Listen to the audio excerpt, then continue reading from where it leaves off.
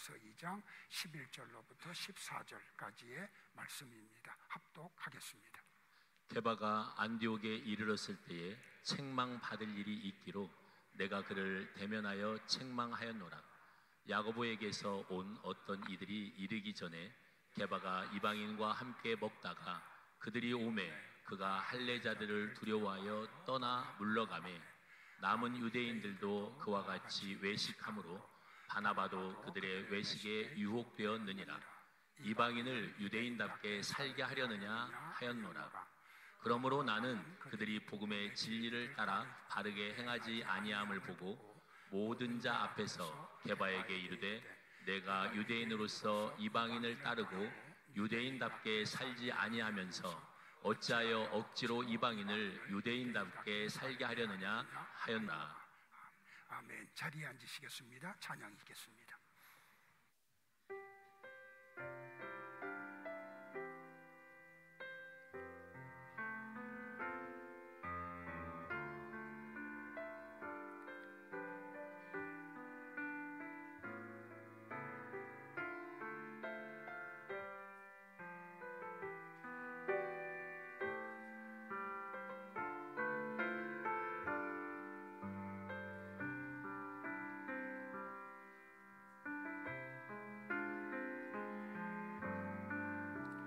너는 무엇을 두려워하느냐?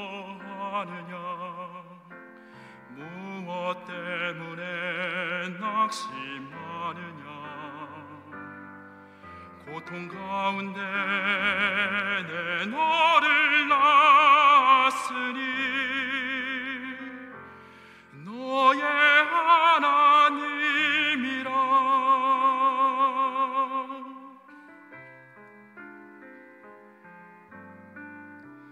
너의 인생의 모든 순간마다 너의 뒤에서 함께하리니 세상 가운데 두려워하지 말라. 너의 하나님이라. 내가 너와 함께 있어 너를 지키며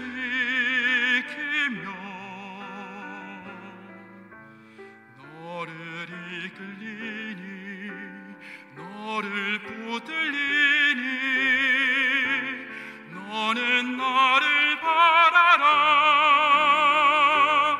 내가 내게 허락한 그 일을 다 이루기까지 너를 떠나지 않으리. 너와 항상 함께하리라.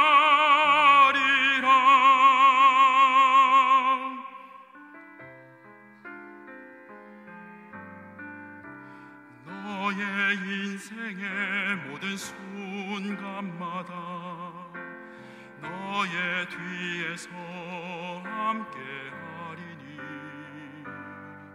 세상 가운데 두려워하지 말라.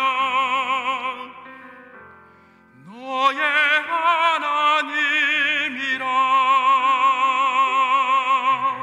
내가 너와 함께 있어 너를 지키며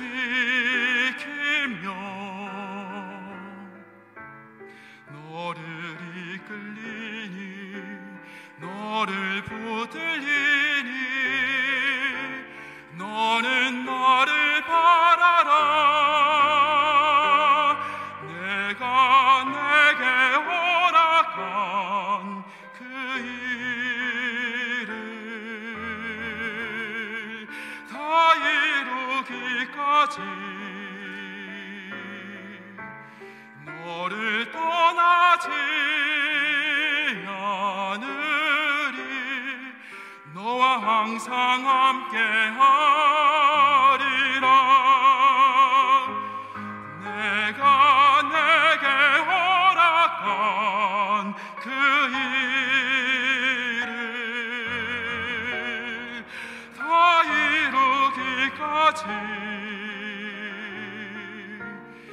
너를 떠나지 않으리. 너와 항상 함께하리라.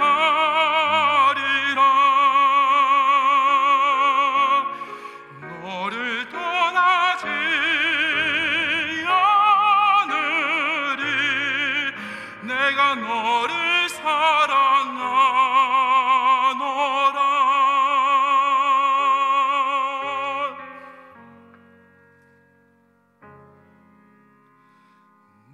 나는 너의 하나님이라.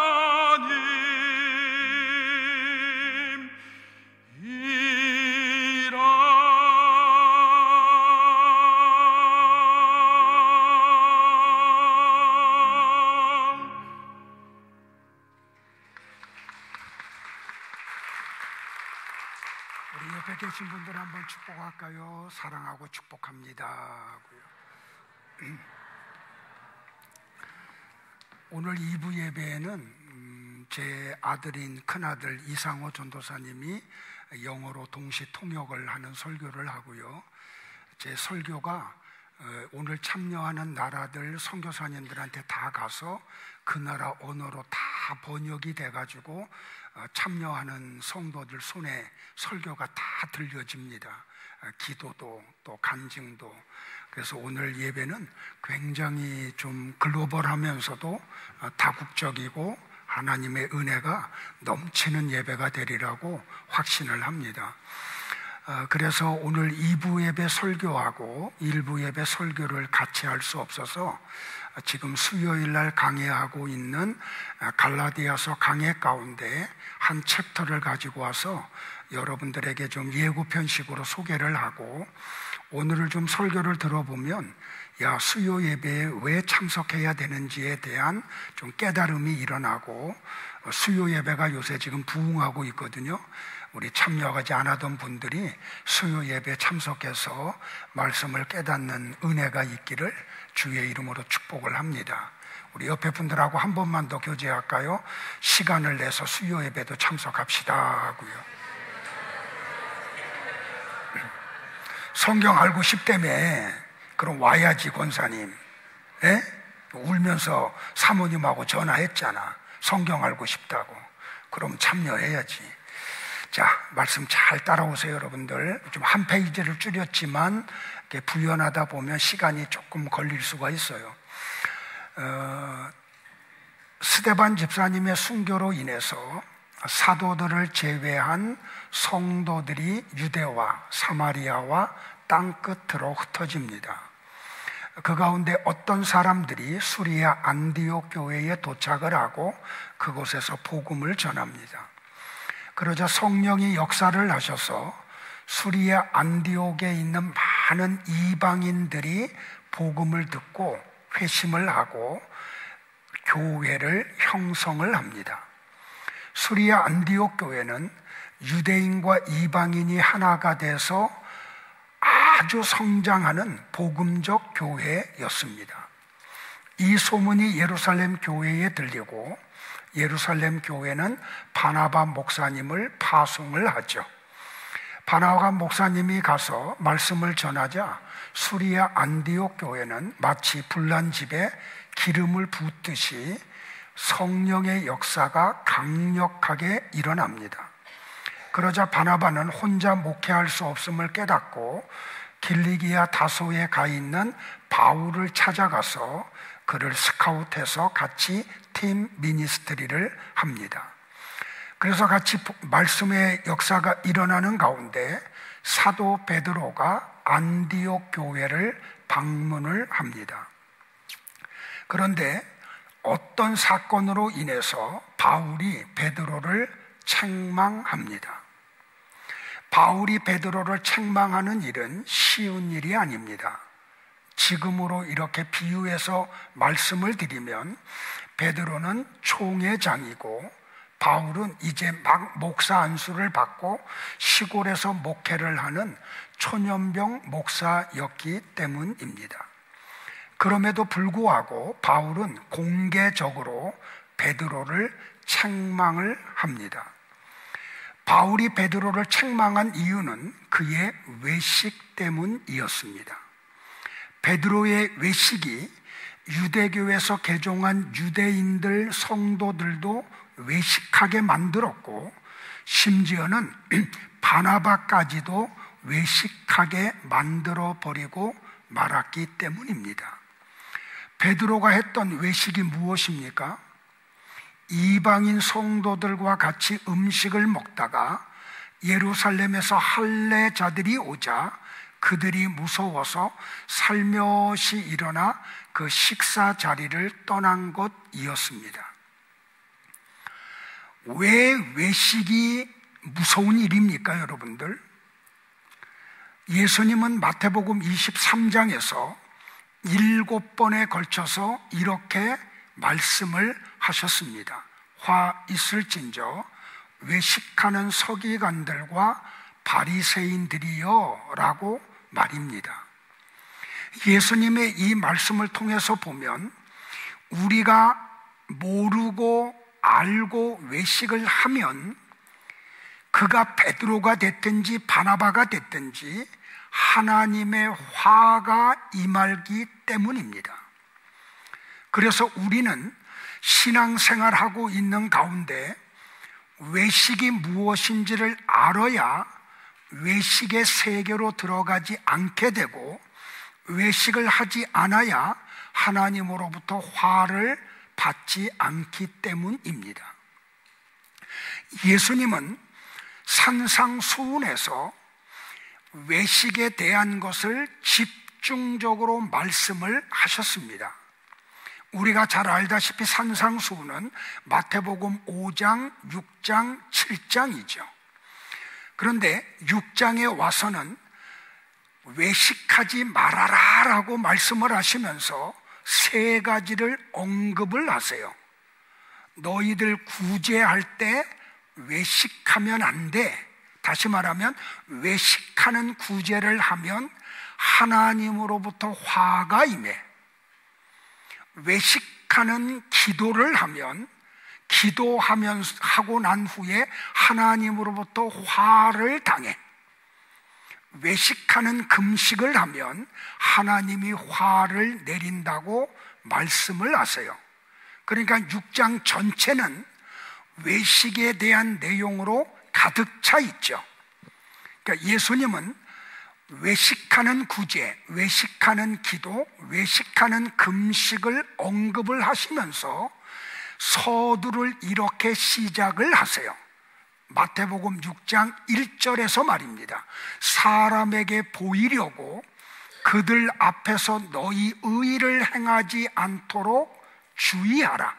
그리하지 아니하면 하늘에 계신 너희 아버지께 상을 받지 못하느니라. 자, 외식하는 기도와 구제와 금식이 뭐라고요? 사람에게 보이려고 하는 게 외식하는 구제고, 외식하는 기도고, 외식하는 금식이라고 예수님이 말씀을 하세요. 그런데 너희들이 사람에게 보이려고 하지 말아라 할 때 보이려고라고 하는 헬라어가 뭐냐면 데아오마이예요. 이 헬라어 데아오마이는 무슨 뜻이냐면 속의 것을 보지 못하고 겉의 것만 보고 말하는 것을 데아오마이라 그래요. 그러니까 진리는 보지 못하고 겉의 것만 보고 하는 것, 그거를 보인다라고 하는 이야기를 하죠. 자, 우리 성도들은 지금까지 설교를 들어왔기 때문에 이런 말 한마디만 하면 여러분들은 알아듣죠. 자, 구약의 모든 제도와 사건과 인물과 그런 모든 것들은 다 뭐라고요? 모형과 그림자라고요. 겉의 것이라고요. 밖의 것이라고요. 그러면 우리가 구약을 보면서 실체를 보지 못하는 것이 뭐라고요? 사람에게 보이는 구제고, 사람에게 보이는 기도고, 사람에게 보이는 금식이라는 말이에요. 자, 조금만 설명을 드리면 우리는 생명의 떡이신 예수님을 보아야 되는데 만나만을 봐요. 자, 오병이어의 표적 속에 들어갔음에도 불구하고 그 표적을 행하신 예수님이 하늘에서 내려온 생명의 떡이라는 걸 보지 못했던 그 5,000명이나 되는 장정들, 당시에 많은 유대인들은 다 뭐 하고 있는 거예요? 대아오마이하고 있는 거예요. 실제를 보지 못하고 겉의 것만 보고 있는 거죠. 자, 외식은 알지도 못하면서 아는 것처럼 행하는 모든 행위를 이야기해요. 그래서 예수님은 마태복음 6장 2절과 5절과 16절에서 똑같은 이야기를 반복하시죠. 그러므로 구제할 때에 외식하는 자와 같이 너희는 하지 말아라. 또 5절에 또 너희가 기도할 때에 외식하는 자와 같이 기도하지 말아라. 또 16절에도 너희가 금식할 때에 너희는 외식하는 자들과 같이 금식하지 말라라고 말씀을 하셨습니다. 그러니까 예수님은 성도들이 당연히 하는 구제와 기도와 금식이 여러분들 속에 있죠. 자, 금식은 단순히 음식물을 먹지 않는 그걸 말하는 거 아니에요.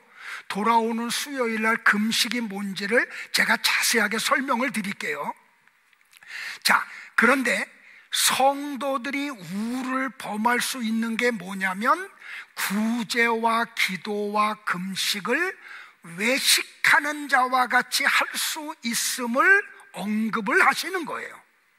자, 그러면서 지금 구제와 기도와 금식을 언급하시면서 예수님이 날카롭게 두 단어를 만나게 하세요. 하나는 사람이라는 단어와 또 다른 하나는 하나님이에요.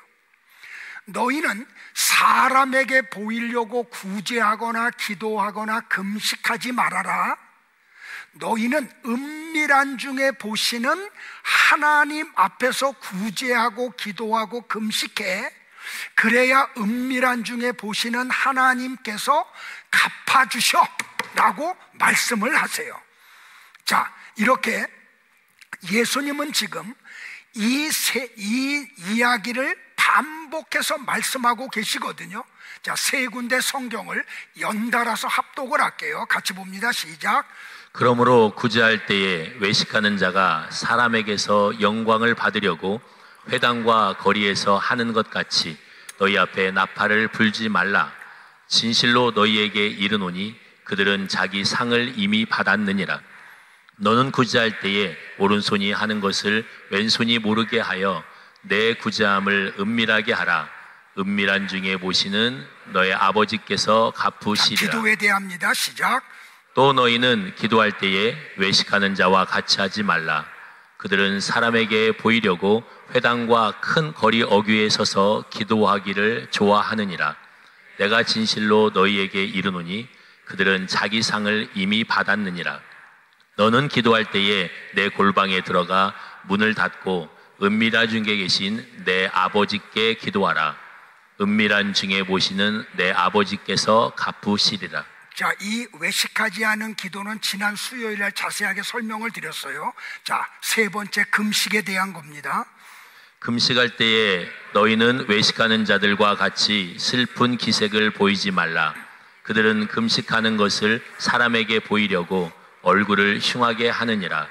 내가 진실로 너희에게 이르노니 그들은 자기 상을 이미 받았느니라. 너는 금식할 때에 머리에 기름을 바르고 얼굴을 씻으라. 이는 금식하는 자로 사람에게 보이지 않고 오직 은밀한 중에 계신 내 아버지께 보이게 하려 함이라. 은밀한 중에 보시는 내 아버지께서 갚으시리라. 자, 보시면 보이죠, 그죠?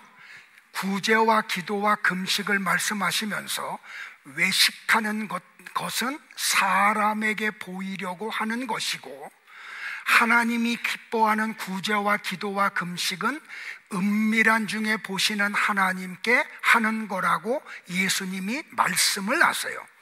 그런데 여기 외식하는 자라고 하는 헬라어가 뭐냐면 휘포크리테스예요. 이게 무슨 뜻이냐면 연기자라는 뜻이에요. 자, 배우가 배역을 맡아요.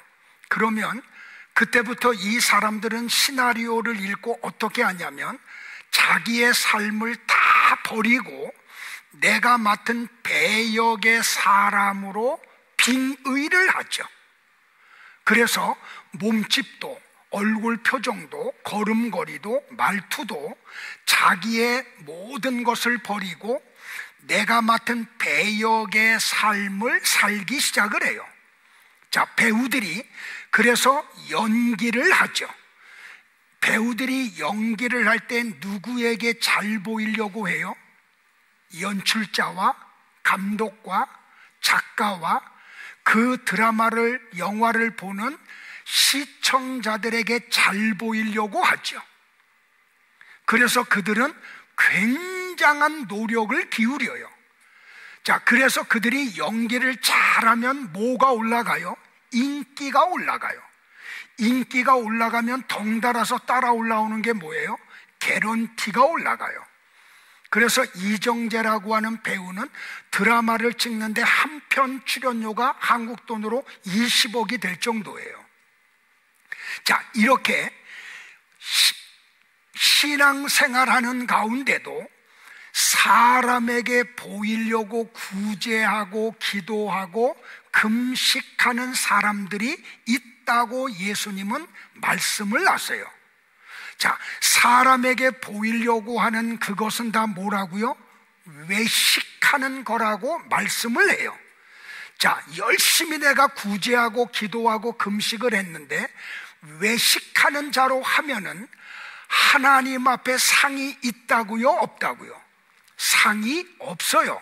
그는 이 세상에서 자기 상을 이미 받았다고 말씀을 하세요. 자, 오늘은 우리가 물리적으로, 시간적으로 다 할 수 없기 때문에 첫 번째 파트인 외식하는 구제가 무엇이고 그것은 어떻게 하나님으로부터 화를 입는 일인지를 같이 한번 공부를 할게요, 여러분들. 자, 지난주에 일부 예배 기도했던 대표 기도자가 우리 교회는 구제하고 선교하는 교회가 되기를 간구를 했어요. 제가 설교 중에 이야기를 했죠. 자, 세상이 말하는 구제와 성경이 말하는 구제, 예수님이 말씀하신 구제는 같은 게 아니에요. 자, 세상에서 이야기하는 구제는 가난한 사람을 도와주는 거죠. 병든 사람의 치료비를 대어 주어서 그를 질병에서 낫게 하는 걸 세상이 말하는 구제라고 이야기해요. 그런데 너무나 많은 사람들과 많은 교회들이 구제를 세상적인 것으로만 알고 있어요. 그래서 교회의 재정이 그런 쪽으로 많이 사용돼야 된다고 주장을 하죠. 그렇게 하지 못할 때에 문제를 제기해요. 그런데 예수님이 말씀하신 구제, 성경이 말하는 구제는 단순히 가난한 사람들을 도와주는 게 아니고 하나님의 말씀을 모르는 사람에게 하나님의 말씀을 바르게 가르쳐 주는 것이라고 말씀을 하세요. 그러니까 여러분들이 예수님이 지금 말씀하신 구제가 뭔지를 알아야 여러분들이 외식하는 구제를 하지 않게 되는 거죠. 자, 보세요. 하나님의 말씀을 모르고 전하는 것은 외식하는 구제예요. 그래서 야고보가 야고보에서 뭐라고 말씀했냐면, 야, 선생된 너희들에게 임할 화가 얼마나 많은지 아니? 그러므로 너희는 아무나 선생이 되지 마라. 다시 말하면 무슨 말이냐면 신구약 성경 66권을 기록한 하나님의 의도를 모르고 겉만 보고 전하는 설교자를 뭐라고요? 외식하는 구제자라고 말하는 거예요. 그러면 그들에게는 뭐가 임한다고요? 하나님으로부터 화가 임한다고 예수님이 산상수훈 마지막 부분에서 말씀을 하셨다고요. 그래서 우리 셀장들, 셀 리더들의 굉장히 중요한 게 뭐냐면, 여러분들이 주일날 선포된 말씀을 정확하게 인지하고 셀에서 그 말씀을 나누지 못하면 여러분에게 임할 화가 얼마나 큰지를 아셔야 돼요. 그러니까 셀 모임 모일 때에 굉장히 조심을 해야 되는 거죠. 그래서 성경을 읽어야 되고 설교를 듣고 또 들어야 되고 모르면 와서 질문을 해야 되는 거죠. 자, 보세요. 하나님의 말씀의 의도를 모르고 전하는 것이 뭐라고요? 외식하는 구제라고요. 그래서 하나님의 말씀을 바르게 알려주는 것이 성경이 말하는 구제라고요. 자, 이것이 예수님이 말씀하신 너희가 구제할 때에 겉의 것만 보여주지 말라라고 하는 말씀의 의미라는 말이에요. 그러니까 사람에게 보이려고 하는 어구의 진의가 바로 그 뜻이에요. 자, 성경을 가지고 있으면서도 읽고 배움에도 불구하고 성경에 나오는 실체를 보지 못하는 것은 뭐라고요, 여러분들? 외식이라고요. 그 것만 전하는 것이 뭐라고요? 외식하는 자라고 말을 해요. 자, 마태복음 6장 2절을 한 번만 더 합독을 할까요? 시작. 그러므로 구제할 때에 외식하는 자가 사람에게서 영광을 받으려고 회당과 거리에서 하는 것 같이 너희 앞에 나팔을 불지 말라. 진실로 너희에게 이르노니 그들은 자기 상을 이미 받았느니라. 여러분들, 예수님의 이 말씀 마태복음 6장 2절을 보면 여러분들이 자꾸 의문 부호를 붙여야 돼요. 예수님은 왜 구제를 말씀하시면서 그 구제를 나팔 부는 것으로 말씀을 하셨는가 하는 거죠. 자, 구제해라. 예수님이 말씀하신 구제가 단순히 가난한 자들을 도와주는 것이라고 하면 나팔을 부는 것 같이 하라는 언급을 하지 않으셨겠죠. 자, 그러면 구제가 나팔을 부는 것이라고 말씀하셨다고 하면 우리는 성경을 통해서 나팔을 부는 것이 무엇인지를 찾아내야 돼요. 자, 이사야 55장 58장 1절에 이렇게 기록이 되어 있어요. 같이 볼까요? 크게 외치라. 목소리를 아끼지 말라. 내 목소리를 나팔같이 높여 내 백성에게 그들의 허물을, 야곱의 집에 그들의 죄를 알리라. 자, 이사야를 통한 이 말씀의 의미는 뭐냐면, 야, 너는 이스라엘 백성들에게 크게 외쳐 목소리를 아끼지 마. 그러면서 뭐라고 말씀하셨다고요? 네 목소리를 나팔같이 높여 내 백성에게 그의 허물을, 야곱의 집에 그들의 죄를 알리라라고 말씀을 하죠. 자, 이 말씀의 의미는 뭐냐면 하나님의 말씀을 너는 정확하고 크게 나팔을 부는 것과 같이 선포하라는 말씀이에요. 자, 조금만 더 성경을 찾아볼게요. 고린도전서 14장을 좀 볼게요. 좀 길지만 잘 따라가길 바랍니다. 시작. 그런즉 형제들아, 내가 너희에게 나아가서 방언으로 말하고 계시나 지식이나 예언이나 가르치는 것으로 말하지 아니하면 너희에게 무엇이 유익하리요? 혹 필이나 검은고와 같이 생명 없는 것이 소리를 낼 때에 그 음의 분별을 나타내지 아니하면 필이 부는 것인지 검은고 타는 것인지 어찌 알게 되리요? 만일 나팔이 분명하지 못한 소리를 내면 누가 전투를 준비하리요? 이와 같이 너희도 혀로서 알아듣기 쉬운 말을 하지 아니하면 그 말하는 것을 어찌 알리요? 이는 허공에다 말하는 것이라. 이같이 세상에 소리의 종류가 많으나 뜻 없는 소리는 없나니, 그러므로 내가 그 소리의 뜻을 알지 못하면 내가 말하는 자에게 외국인이 되고 말하는 자도 내게 외국인이 되리니 그러므로 너희도 영적인 것을 사모하는 자인즉 교회의 덕을 세우기 위하여 그것이 풍성하기를 구하라.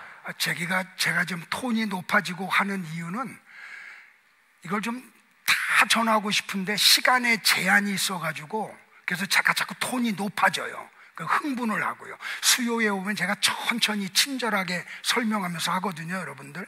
자, 이게 바울의 말이 무슨 말이냐면 나팔을 불라는 말은 하나님의 말씀을 정확하게 전하라는 뜻이에요. 하나님의 말씀을 정확하게 알고 전해야 성도들이 영적인 전쟁을 치를 수 있다는 뜻이지요. 그러므로 하나님의 말씀을 가르치는 자는 절대로 외식하는 자가 되면 안 돼요. 우리 교사들이 외식하는 자들이 되면 안 돼요. 셀 리더들이 외식하는 자가 되면 안 돼요. 그러니까 외식하는 자들처럼 나팔을 불면 어떤 일이 벌어져요, 여러분들? 나팔을 불라라고 이야기한 첫 번째가 어디에 나오냐면 민수기 10장에 나와요. 자, 민수기 10장 1절부터 8절을 또 한번 볼까요? 같이요, 시작. 여호와께서 모세에게 말씀하여 이르시되 은나팔 둘을 만들되 두들겨 만들어서 그것으로 회중을 소집하며 진영을 출발하게 할 것이라. 나팔 두 개를 불 때에는 온 회중이 회막문 앞에 모여서 내게로 나아올 것이요 하나만 불 때에는 이스라엘의 천부장 된 지휘관들이 모여서 내게로 나올 것이며 너희가 그것을 크게 불 때에는 동쪽 진영들이 행진할 것이며 두 번째로 크게 불 때에는 남쪽 진영들이 행진할 것이라. 떠나려 할 때에는 나팔 소리를 크게 불 것이며 또 회중을 모을 때에도 나팔을 불 것이나 소리를 크게 내지 말며 그 나팔은 아론의 자손인 제사장들이 불지니 이는 너희 대대의 영원한 유례니라. 그러니까 하나님이 모세에게 광야를 지나갈 때 이런 명령을 내리죠. 너희는 은나팔 두 개를 만들으라고. 근데 그 은나팔은 레위 지파 가운데 아론의 자손 제사장들만 불라고요. 근데 나팔을 왜 부냐면 이스라엘 백성들을 모으고 행진하게 할 때 나팔을 불라고 말씀을 하세요. 근데 제가 여기 민수기 10장 가운데 마지막 부분에서 굵은 글씨로 여러분에게 띄워드렸죠. 또 회중을 모을 때에도 나팔을 불 것이나 소리를 크게 내지 말라고요. 자, 여러분들 이게 이해가 되세요, 여러분들? 나팔을 부는데 소리를 크게 내지 말래요. 근데 우리 성경의 번역이 그 원어 성경, 히브리어 성경의 번역을 조금 좀 완벽하게 번역을 못했어요. 여기서 나팔을 불되 소리를 크게 내지 말라라고 하는 히브리어 어구가 뭐냐면 외로 타라우예요. 타리우예요. 이게 뭐냐면 소리를 울려서 불지 말라는 뜻이에요. 그러면 여러분들 이 말씀을 통해서 보면 하나님이 나팔을 불라고 하시면서 소리를 내지 말라는 것은 나팔을 불라는 말이에요? 불지 말라는 말이에요? 히브리어 사전에 보면 스트롱 코드라는 게 있어요. 거기에 자세한 그 단어의 해석이 나오거든요. 여기에 나팔을 불되 소리를 내지 말라라고 하는 스트롱 코드가 뭐냐면 7321번이에요. 제가 이런 표현을 하는 것은 성경에 기록되어 있는 원의도를 우리가 알자는 거죠. 자, 그게 무슨 뜻이냐면 이런 뜻이에요. 나팔을 불되 나팔 소리로 귀를 먹게 해서는 안 된다. 자, 이걸 다시 부연해서 설명하면 설교자들이 설교를 하는데 잘못된 설교를 해요. 자, 그 잘못된 설교를 듣다 보면 진짜 말씀이 귀를 통해서 들어오질 않아요. 내가 받아들이지를 못해요. 그래서 제가 수요 예배 때 그런 표현을 하죠. 차라리 신앙생활을 저하고 처음 시작하는 분들은 참 쉬워. 그런데 이전에 신앙생활을 시작해서 온갖 설교를 다 들었던 분들은 그것이 자기들의 속에서 진리로 자리 잡아 있는 것들이 너무 많아요. 귀가 먹어버린 거죠. 소리를 통해서 귀를 먹게 해버리고 마른 거예요. 자, 잘 보세요, 여러분들. 시내산에서 율법이 주어진 뒤로부터 이스라엘 백성들이 하나님의 말씀을 잘못 알아들어요. 그걸 몇천 년 동안 들어와요. 그 유대교 속에서 그 랍비들이 전하는 하나님의 말씀을요. 그게 그래서 그들의 귀를 막아버렸다니까요. 그러니까 예수님이, 하나님이, 말씀이신 분이 육신을 입고 이 땅에 와서 그들의 언어로 같이 살면서 말씀을 함에도 불구하고 예수님의 말씀이 그들의 귀에 들어가요, 안 들어가요? 안 들어갔다니까요. 사복음서의 내용이 다 그런 내용이잖아요. 자, 말씀이신 하나님이 인카네이션 하셔서 그들과 똑같은 육을 입고 오셔서 그들과 같이 먹고 마시면서 그들의 언어로 하나님의 말씀을 전하는데도 불구하고 예수님을 향해서 이스라엘 백성들이 보였던 반응이 뭐예요? 저놈 참 참나하네. 저놈이 하나님을 희롱하고 있네. 그리고 어떻게 해요? 예수님을 배척하고 조롱하고 심지어는 때려 죽여버리죠. 바로 그 뜻이에요. 나팔을 부는데 소리를 내지 말라는 말씀의 뜻이 뭐냐면 하나님의 말씀의 의중을 정확하게 모르면 너는 설교하지 마, 너는 교사하지 마, 너는 셀 리더 하지 마, 이 뜻이에요, 여러분들. 왜? 하나님의 말씀을 모르고 자꾸 다른 말씀을 전하면 듣는 자들의 귀를 막아버린다니까요. 그런 일을 하지 말라는 말이에요. 그러니까 복음서에 나타났던 현상이 지금도 이 지상교회 안에 얼마나 많이 일어나고 있어요. 그런데 지금 동서남북에서 나팔을 부는 사람들이 많죠. 그런데 하나님의 말씀을 알고 나팔을 부는 설교자가 있는가 하면 하나님의 말씀을 정확하게 알지 못하고 나팔을 부는 분들이 있는 거죠. 자, 이렇게 하나님의 말씀을 모르고 부는 나팔 소리를 듣는 사람들은 어떻게 된다고요? 그 귀가 진리의 말씀을 알아먹을 수 없는 귀로 막혀버리고 만다고요. 근데 이 막힌 길을 뚫어주실 수 있는 분은 하나님 한 분밖에는 계시지 않아요. 하나님이 뚫어주시면 제가 선포하는 이 말씀이 들려요. 이게 믿어져요. 이 말씀 속으로 들어가야 되겠다라고 하는 마음들이 일어나요. 그러기를 주의 이름으로 축복을 해요. 자, 그러면서 지금 구제, 외식하는 구제를 하면 너희들은 안 된다. 근데 그 외식하는 구제가 뭔지 아니? 나팔을 부는 거야. 외식하는 구제는 뭔지 아니? 나팔이 분명한 소리를 내지 못하는 거야. 그러면 이 말씀이 어떻게 돼요? 귀가 막힌 사람들은 외국어로 들려요.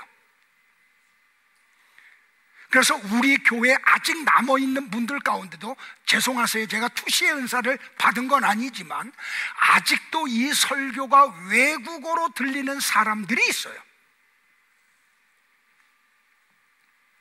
자, 그러면서 마태복음 6장 3절에서 예수님이 구제를 이야기하면서 3절에서 이런 말씀을 하세요. 또 한번 볼까요? 시작. 너는 구제할 때에 오른손에 하는 것을 왼손이 모르게 하여 내 구제함을 은밀하게 하라. 은밀한 중에 모시는 너의 아버지께서 갚으시리라. 자, 구제를 말씀하시면서 말씀 전하는 거다 하면서 오른손이 하는 것을 왼손이 모르게 구제하래요. 자, 이걸 세상적인 구제로만 해석을 하면 해석이 안 돼요. 그런데 성경적 구제가 뭔지를 알고 보시면 여러분들은 이 예수님의 말씀이 무슨 뜻인지를 알게 돼요. 자, 보세요, 여러분들. 오른손이 구제하는 걸 왼손이 모를 수 있어요, 없어요? 세상적인 구제는 모를 수가 없어요. 그런데 조금 부연할게요. 여기 오른손이라고 말씀하신 헬라어가 뭐냐면 호덱시오스예요. 이건 뭐냐면 오른손이라는 표현보다는 오른쪽이 맞아요. 오른편. 조금 더 진행하면 오에다가 리을 히읗 받침, 오른편을 이야기해요. 오른쪽을 이야기해요. 자, 여러분들 보세요. 수요 예배 때는 좀 많은 데를 봤지만 오늘은 딱 두 군데만 볼게요. 성경에서 오른쪽은 언제나 진리예요. 하나님 편이에요. 천국을 이야기해요. 자, 성경 두 군데 빨리 볼까요? 시작. 하나님이 오른손으로 예수를 높이심에 그가 약속하신 성령을 아버지께 받아서 너희가 보고 듣는 이것을 부어주셨느니라. 하나님이 예수님을 높이는데 왼손으로 높였다고요? 오른손으로 높였다고요. 또 한 군데 볼까요? 시작. 너희가 나무에 달아 죽인 예수를 우리 조상의 하나님이 살리시고 이스라엘에게 회개함과 죄사함을 주시려고 그를 오른손으로 높이사 임금과 구주로 삼으셨느니라. 자, 한 군데만 더 볼까요? 스데반이 성령 충만하여 하늘을 우러러 주목하여 하나님의 영광과 및 예수께서 하나님 우편에 서신 것을 보고. 이렇게 오른쪽은, 오른손은 오른쪽, 호덱시오스는 오른쪽을 이야기해요. 오른편을 이야기해요. 자, 왼손이라고 하는 헬라어 아리스테로스는 왼쪽을 이야기해요. 성경에서 왼쪽은 항상 비진리, 멸망을 의미하죠. 그래서 마태복음 25장에 보면 마지막 세 번째 비유, 양과 염소의 비유를 말씀하실 때 양들이 오자 예수님이 그들을 어느 쪽으로 가라 그래요? 오른쪽으로 가라 그래요. 근데 염소들이 오자 예수님이 그들을 어느 쪽으로 가라 그래요? 왼쪽으로 가라 그래요. 오른쪽은 진리, 왼쪽은 비진리, 오른쪽은 천국, 왼쪽은 지옥을 이야기해요. 근데 여러분들 보세요. 예수님이 대속의 죽음을 죽기 위해서 예루살렘 성으로 입성을 하시죠. 나귀 새끼를 타고요. 그러자 세베대의 아들 야고보와 요한의 어머니가 와서 예수님에게 이렇게 기도를 해요. 요청인데 기도죠. 나의 이 두 아들을 주의 나라에서 하나는 주의 우편에 하나는 주의 좌편에 앉게 명하소서라고 말이에요. 보세요, 여러분들 어머니, 부모님 되신 분들이 자녀들을 기도할 때 내가 하나님 앞에 기도하는 내용이 뭔지를 알지 못하고 기도하면 자식을 엄청난 화로 몰아내 버리고 말아요. 자, 이게 뭔지 설명을 드릴게요.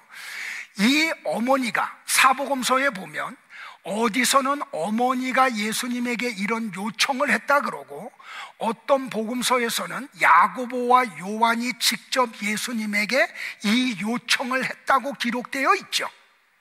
그러자 예수님이 이 야고보와 요한의 어머니에게 뭐라고 말씀을 하셨어요?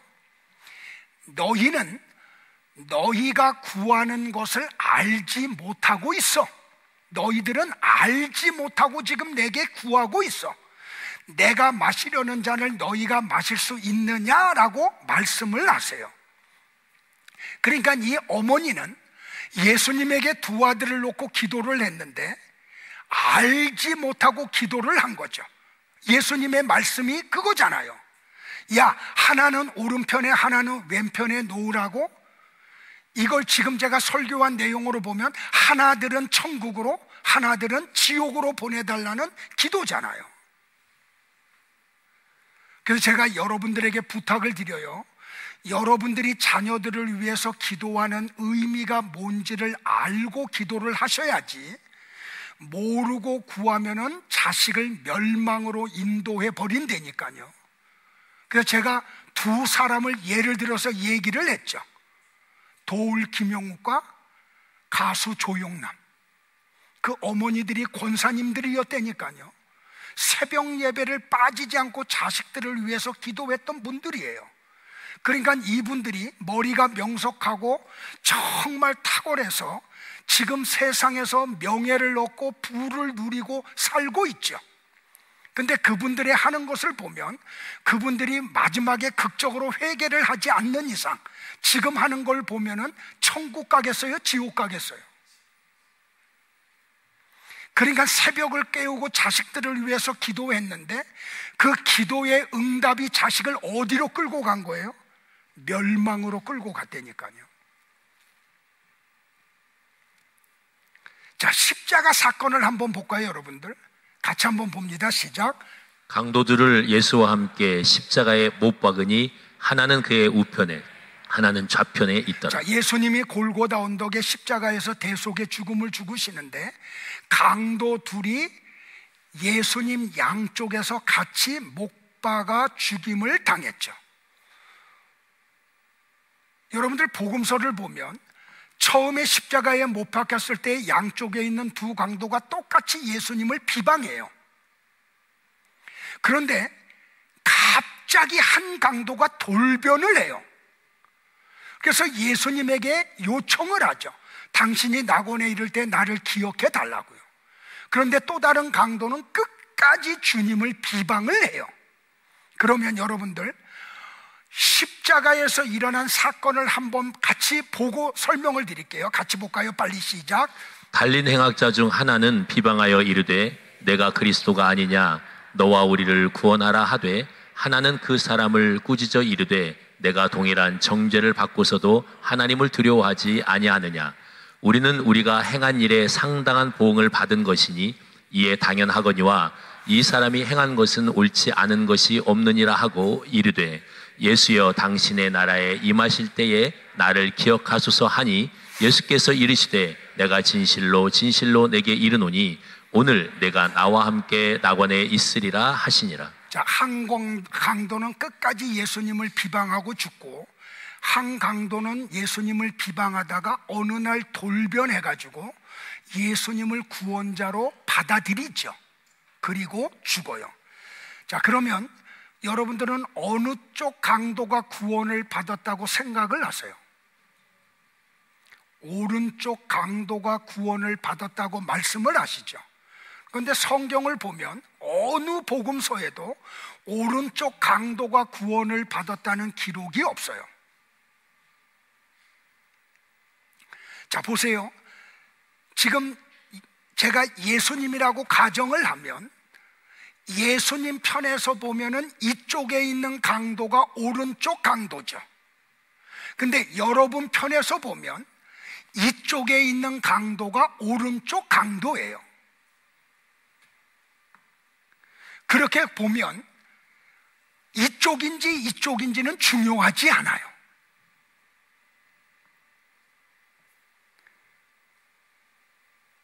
중요한 거는 뭐냐면 오른쪽 강도가 구원을 받은 거예요. 이쪽인지 이쪽인지는 나는 몰라. 예수님 편에서 보면 이쪽이 오른쪽이고 여러분 편에서 보면 이쪽이 오른쪽이니까요. 그런데 중요한 건 오른쪽 강도가 구원을 받았어요. 자, 영어를 보면은 참 재미가 있는데 영어의 오른쪽이라는 단어와 오른이라는 단어가 똑같죠. right예요. 오른쪽도 right고 오른도 right예요. 근데 그거보다 더 중요한 개념이 뭐냐면 히브리인들의 개념이에요. 히브리인들은 오른쪽을 오른쪽으로 이해를 하고 살아와요. 그래서 항상 그들은 왼발은 부정하고 오른쪽은 인정을 해요. 그래서 왼발은 부정하다고 인정을 해요. 그래서 모든 중요한 것은 반드시 오른손을 사용해요. 그래서 제사장들이 성전에 들어가서 사역을 할 때 물두멍에서 손과 발을 닦을 때 어떤 순서로 닦는지 아세요? 왼손과 왼발을 먼저 닦아요. 그리고 오른손과 오른발을 다음에 닦아요. 이 순서를 바꾸면 왼손과 왼발을 닦던 물이 오른쪽에 튀면 오른쪽 손과 오른쪽 발도 부정하게 되기 때문에 그래서 그들은 언제나 오른손과 오른발을 먼저 닦고, 왼손과 그리고 오른손과 오른발을 나중에 닦아요. 그러니까 유대인들은 얼마나 오른쪽을 갈망했는지를 알 수 있겠죠. 성전에 들어갈 때도 언제나 오른쪽으로 들어가요. 나올 때도 오른쪽으로 나와요. 자, 영어와 히브리 사고 방식의 오른편과 오른편은 같은 개념이에요. 그러니까 한쪽 편 강도가 옳은 결정을 한 거죠. 그가 오른쪽 강도예요. 예수님 편에서 오른쪽인지 청중들 편에서 오른쪽인지는 모르지만 하나님으로부터 믿음을 선물 받은 한쪽 편 강도가 돌변해서 예수님을 구원자로 믿었던 거라는 말이에요. 이 은혜가 여러분들 가운데 있기를 주의 이름으로 축복을 해요. 자, 말씀을 정리할게요. 예수님은 마태복음 6장 4절에서 네 구제함이 은밀하게 하라, 은밀한 중에 보시는 너의 아버지가 갚으시리라 라고 말씀을 하셨습니다. 다시 말하면 너희들이 하나님의 말씀을 전할 때 은밀하게 하라고 말씀을 하는 거죠. 여러분들, 여기 은밀하다라고 하는 헬라어 단어가 뭐냐면 크루프토스예요. 히브리어로 70인역에 보면 히브리어로 뭐냐면 사타르로 되어 있어요. 히브리어 사타르라는 단어의 뜻이 뭐냐면 숨기다, 감추다 라는 뜻이에요. 그런데 성경을 보면 정말 놀라운 비밀이 있어요. 이사야 45장 15절에 보면 하나님이 이사야를 통해서 이렇게 말씀을 하셨어요. 구원자 이스라엘의 하나님이여, 진실로 주는 스스로 숨어 계시는 하나님이시니이다. 자, 은밀하게 하라. 사타르라고 하는 단어가 뭐라고요? 숨어 있다라는 뜻이에요. 누가 숨어 있다고요? 하나님이 숨겨져 있다고요. 근데 하나님이 자신이 스스로 숨어 계세요. 그러니까 이 숨어 계신 하나님을 이스라엘 백성들은 몰랐던 거죠. 그래서 성경을 가지고 있고 예루살렘 성전을 다니면서 제사를 드림에도 불구하고 하나님을 몰랐다니까요. 왜? 그 하나님이 숨어 계시기 때문에. 그래서 구약시대에는 하나님이 선지자들을 보내가지고 이스라엘 백성들에게 하나님을 알리셨어요. 그런데도 못 알아들으니까 하나님이 호세아 선지자를 통해서 뭐라 그래요? 야, 너희들이 망해. 왜 망하는지 아니? 하나님을 알지 못해서 망해. 그러니까 너희들이 해야 될 일이 뭔지 아니? 하나님을 아는 일에 힘을 써야 돼. 그래야 망하지 않으니까. 왜 하나님을 알라고 말씀을 해요? 하나님은 숨어 계시기 때문에요. 지금도 교회를 다니고 성경책을 가지고 있고 읽고 배우고 함에도 불구하고, 설교를 들음에도 불구하고 아직도 하나님이 숨겨져 있는 사람들이 있어요. 그러니까 은밀하게 구제하라는 말은 뭐냐면 숨겨져 있는 하나님을 전달하라는 말이에요. 똑같은 말이죠. 성경을 정확하게 알아서 그 성경을 전달하라는 말이, 이게 뭐라고요? 이게 구제라는 말이에요. 그래서 제가 여러분들에게 누누이 강조하는 거, 기도할 때 에베소서 1장 17절, 18절, 19절을 가지고 기도하라고요. 바울이 그래서 에베소 교회 성도들을 위해서 기도한 첫 번째가 뭐라고요? 우리 주 예수 그리스도의 하나님 영광의 아버지께서 저들에게 지혜와 계시의 영을 주셔서 하나님을 알게 해달라고. 1세기의 크리스찬들이었다니까요, 여러분들. 에베소 교회 성도들은요. 그런데 그들 속에도 아직 하나님이 숨겨져 있었다고요. 그래서 바울이 그 기도를 드렸던 거라는 말이에요. 근데 여러분들, 은밀한 중에 계신 하나님이 인간들이 육신의 눈으로 볼 수 있는 분으로 이 땅에 오셨죠. 그분이 누구예요? 예수님이에요. 그분이 말씀이세요. 그분이 빛이세요. 그분 속에 생명이 들어있어요. 그러니까 예수님을 보면 하나님을 보여야 되죠. 하나님이 보여야 되죠. 그런데 빌립 제자가 예수님을 그렇게 오래 따라다니고 예수님의 말씀을 들었고 표적을 보았음에도 불구하고 어느 날 예수님에게 이런 요청을 해요. 예수님, 하나님 좀 보여주세요. 그러자 예수님이 그에게 뭐라고 말씀을 하세요?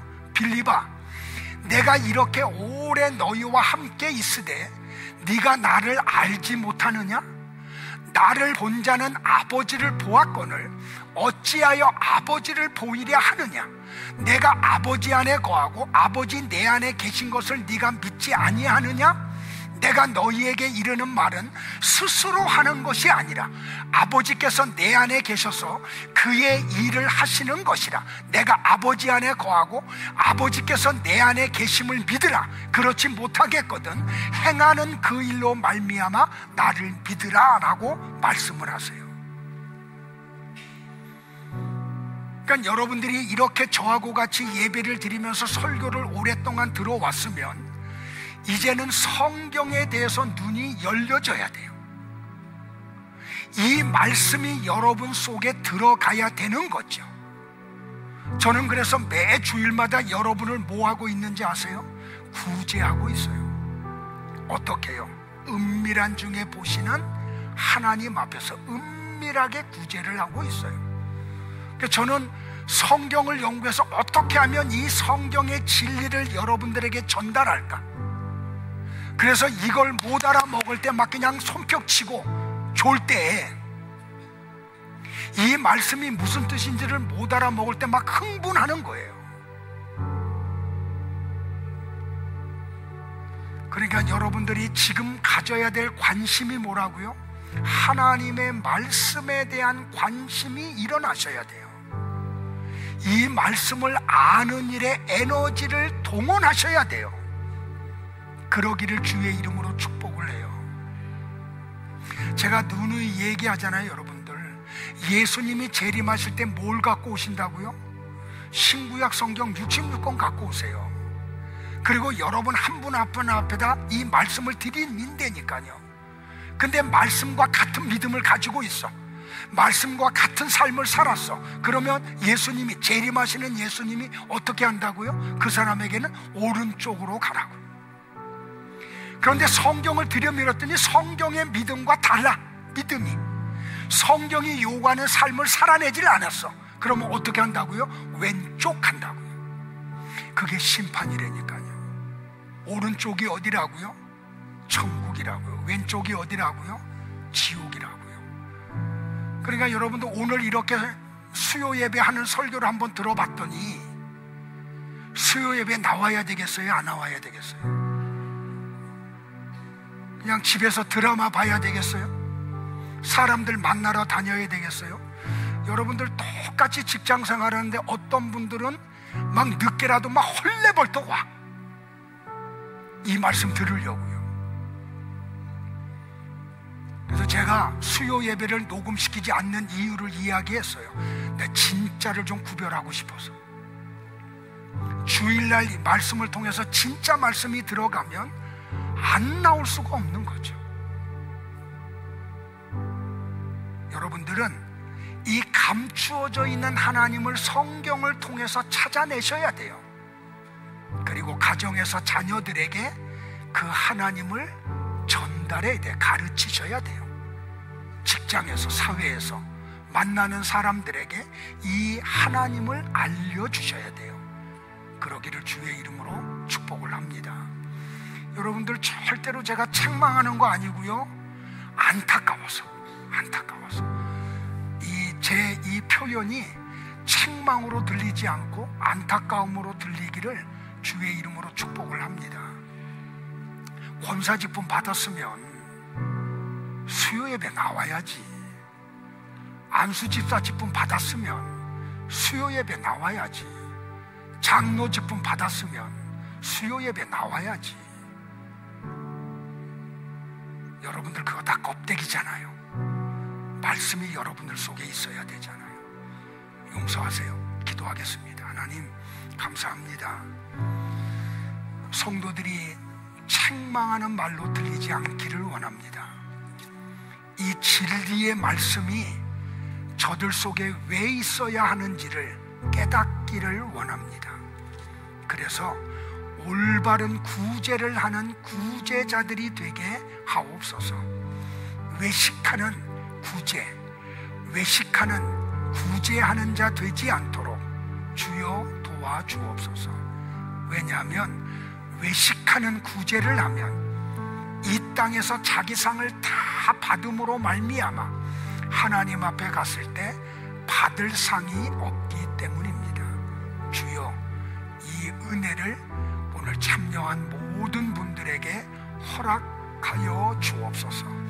오늘 11시 반에 있는 한가족 캠프에 함께하여 주시고 성도들이 요모조모로 헌신하는데 정말로 은혜로 참여하게 도와주시고 사랑으로 이주 노동자들을 대하게 하여 주시고 오늘 우리의 이 작은 모습을 통해 그들이 하나님의 사랑을 체험하는 그런 복된 시간 되게 하옵소서. 오늘도 주님 앞에 나올 때 빈손 들고 나오지 아니하고 여러 모양으로 예물을 봉헌하는 손길들을 기억하여 주시고 오늘 한가족 캠프에 정말로 눈에 보이게 보이지 않게 물질로 여러 가지 물품으로 또 시간으로 몸으로 헌신한 모든 성도들의 헌신을 연락하여 주옵소서. 이제는 교회의 머리가 되신 예수 그리스도의 은혜와 아버지의 사랑과 성령의 충만하신 은총이 우리 가운데 영원토록 있을지어다. 아멘.